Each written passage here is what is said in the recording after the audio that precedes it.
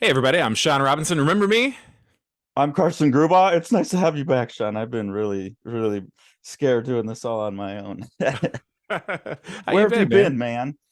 Oh, a few little things like working on the next 6 books that we're putting out.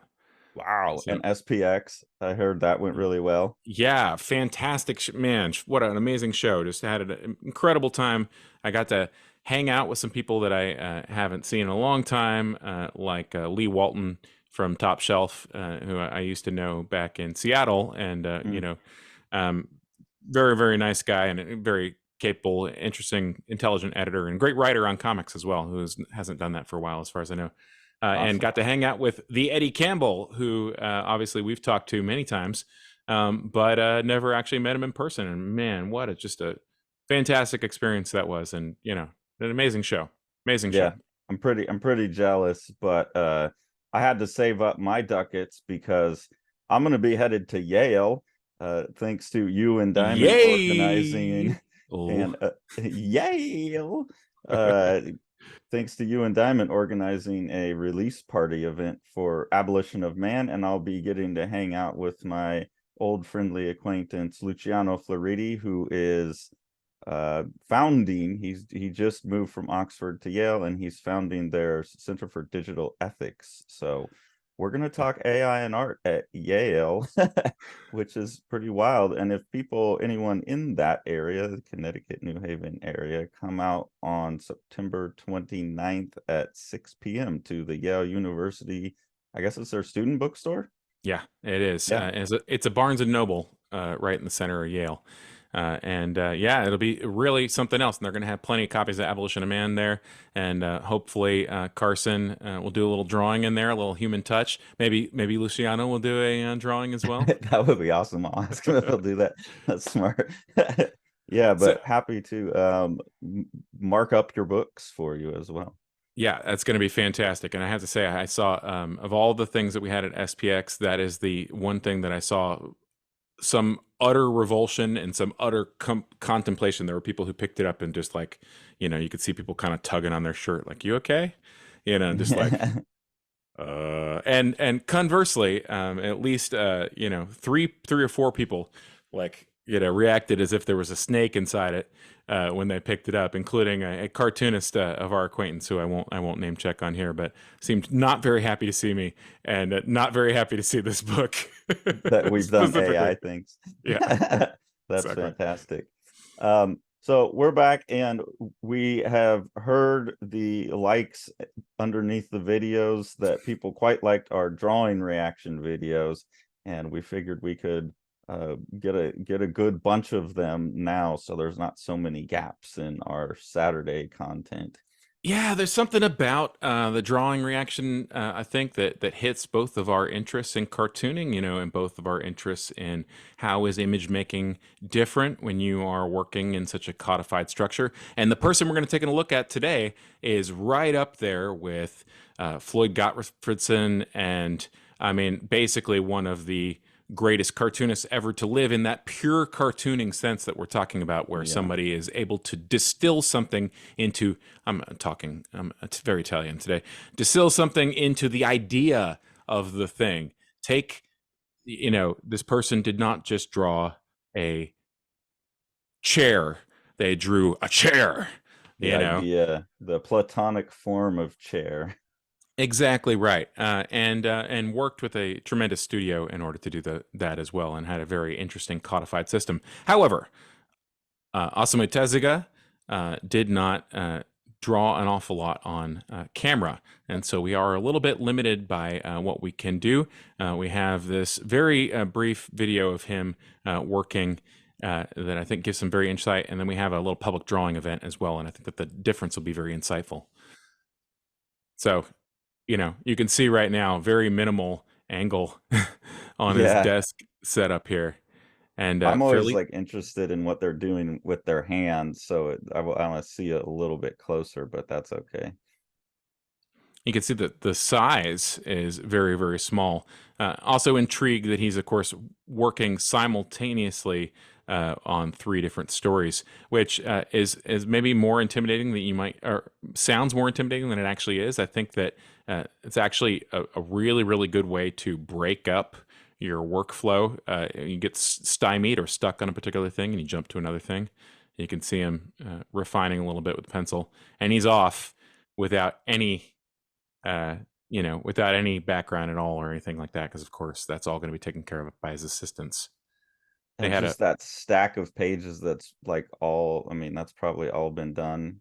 And he was doing what, like 20 pages a day or some crazy number? upwards of that, yeah, upwards of that, and yeah, anybody who's done a 24-hour comic has an idea what that actually means, and you can see how little pencil is actually on the paper there. On some of that's obviously blown out, but like just look at like it basically basic construction lines.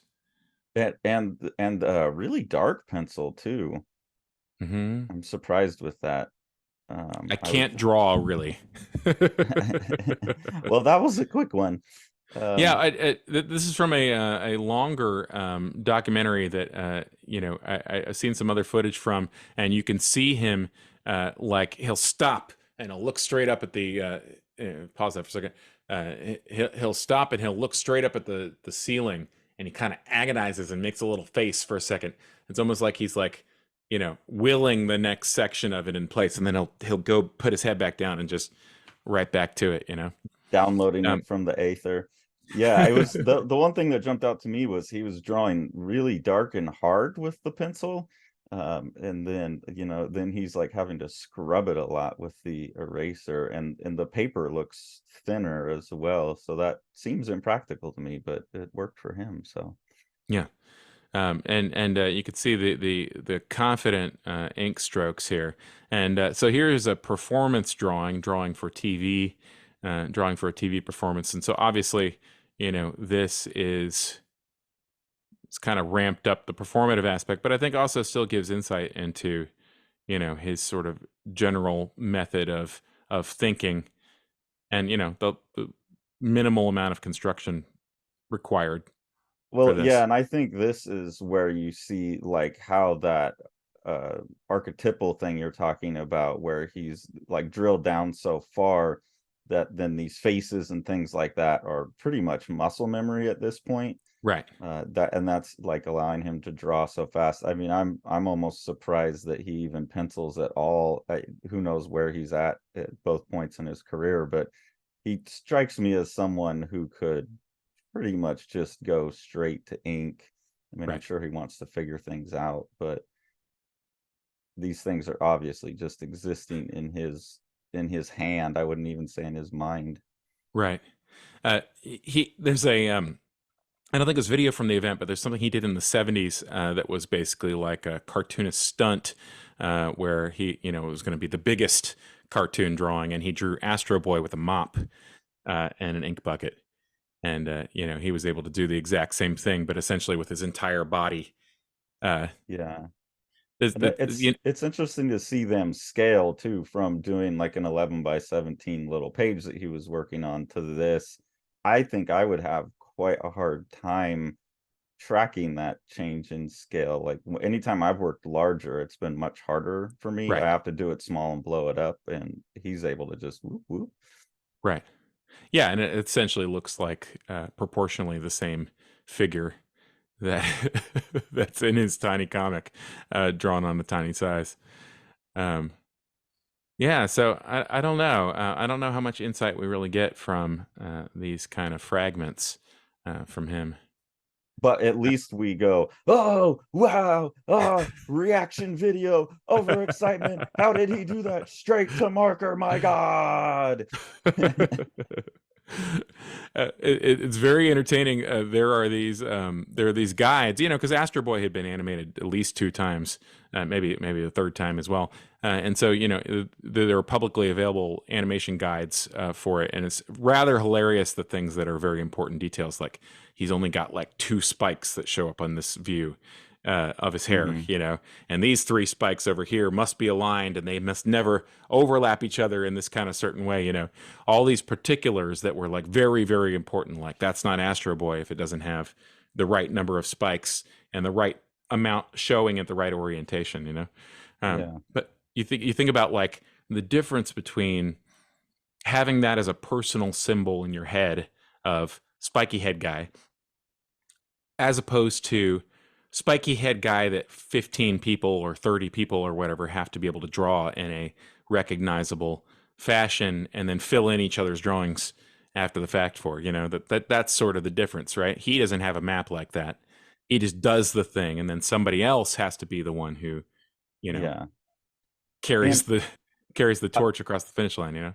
I mean, like in this one with the hat that he drew and all of this stuff, he's got more complex shapes, but I've been exploring more and more the power of like, oh yeah, if I just construct everything out of like circles, squares, and triangles. I know a ton of people do that, but it really is like something that because I've always been so realistic, and I'm trying to bolster up those cartooning powers, and I don't know why, but that just never stuck for me.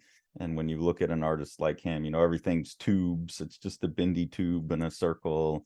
And I'm really starting to see the benefit and the appeal of that now functionally. And then yeah, it would be easier to hand it off, because it's like, look, you got a circle and two triangles, put those in the right spot and you're good. Right. And I think further innovations that he brought in terms of efficiency would also definitely be like his star system. Like, I have designed this guy. He looks like this. He's got a giant sausage nose, and he acts in my books.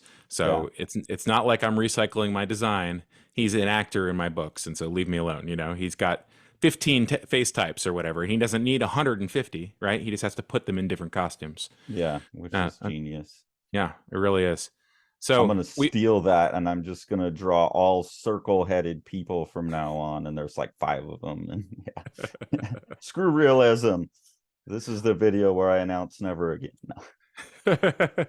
We salute you, Tezuka, and if you haven't read it yet, take a look at the quite interesting biography of Tezuka that focuses on his work, focuses on the way that he worked with assistants and stuff. And very, very interesting book. I'll do a flip through that sometime soon. Oh, awesome. Well, I look forward to that. Thank you all for joining us on our return to reactions, and there will be more to come. Whole new world. Whole new world. Whole new world.